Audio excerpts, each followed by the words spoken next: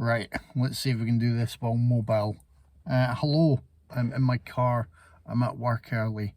I am very busy this week, so it was a surprise to me that I would have the idea to make a little extra video for the YouTube channel. But there's been a lot of chat this week, mainly around Zack Snyder and Army of the Dead, and it's brought things to mind again that I sort of think of as a personal bugbear quite a lot.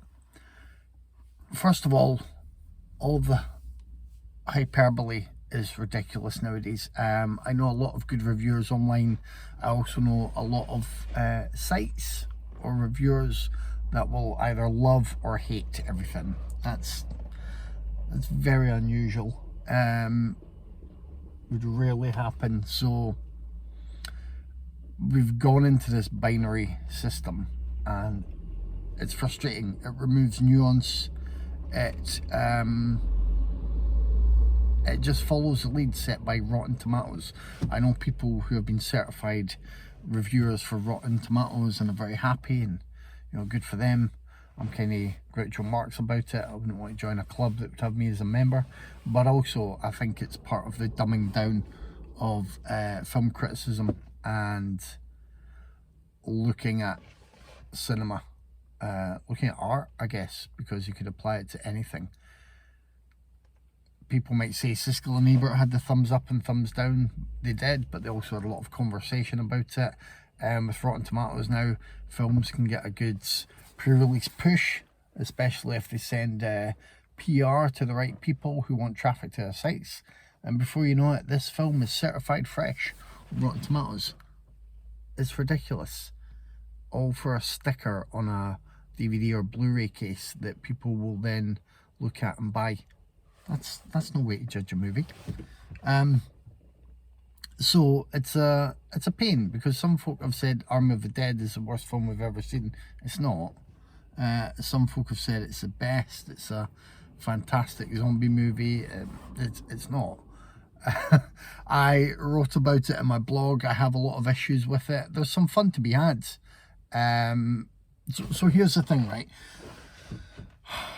If you've seen the trailer, you kind of know, obviously, what you're getting. In a way, it's 2.5 hours long. That's too long for what it is.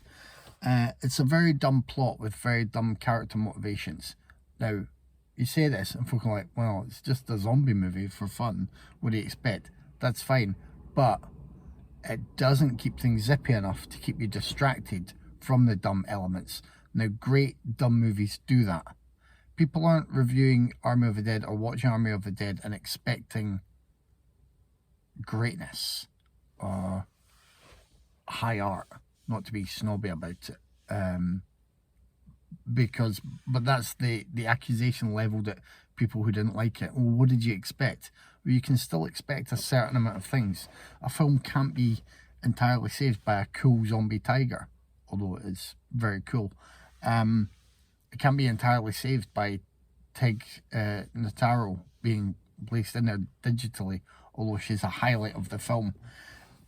It can be consistently spoiled by one dumb moment after another. Attempts to give zombies a hierarchy that is never really paid off. Things are mentioned that aren't paid off. As I say, the central plan is dumb. And I mean, a slight spoiler, there's a problem with the idea that in a certain amount of time Vegas has got to be obliterated by nuclear rockets. If you don't see the problem with that by the time the movie comes along to the end, then I'm not going to spell it out. But also the other day, I've seen people give a variety of opinions. Some sort of genre workers and persons of note, I guess, persons of interest to horror fans have stepped up, kind of, I don't know, kind of try to band around Zack Snyder and be protective of this creation. I don't know why they would choose this one to direct their energies towards. But one of the things I've seen is, you know, oh, I'm a jaded horror fan, but not too jaded for this. If you don't like it, it doesn't mean you're too jaded. You know, you can not like it. People have waited years for this and for horror to be done with this kind of budget. Nobody has ever sat around thinking, oh, I wish I could watch a horror movie with a $50 million budget every week. No horror fan has sat around thinking that. I would say a lot of people have maybe wished for certain figures to get more money to match their imagination and their creative talents. But as we've seen throughout the years,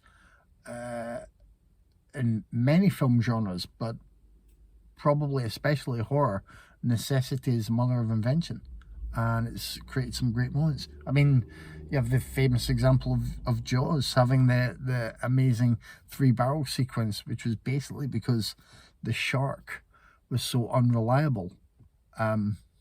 So I don't get why we would go on about budget as a factor. Someone who I really like joined in with this and said a good baseball analogy works. The further away you are from the game, the easier it looks. I mean, people who are big baseball fans know how hard the game is. It's kind of similar to that thing with if you're eating food and you don't like it and someone's like, oh, cook it yourself, or, you know, are you a chef? You can enjoy and appreciate or not appreciate a plate of food without being a chef. You can enjoy or not enjoy films without being a film director and a writer. You can still appreciate the hard work that goes into them. Don't say to people, oh, how many films have you made? It's stupid.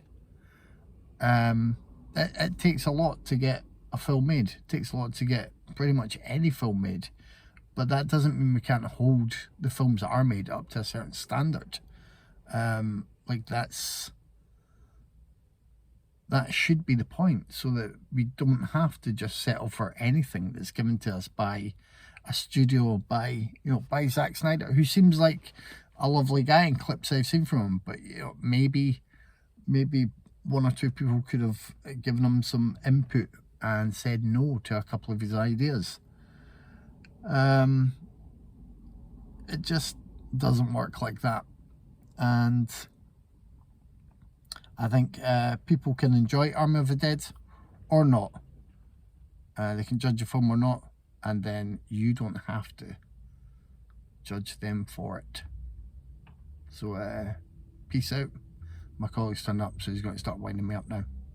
This was interesting on the go. Bye.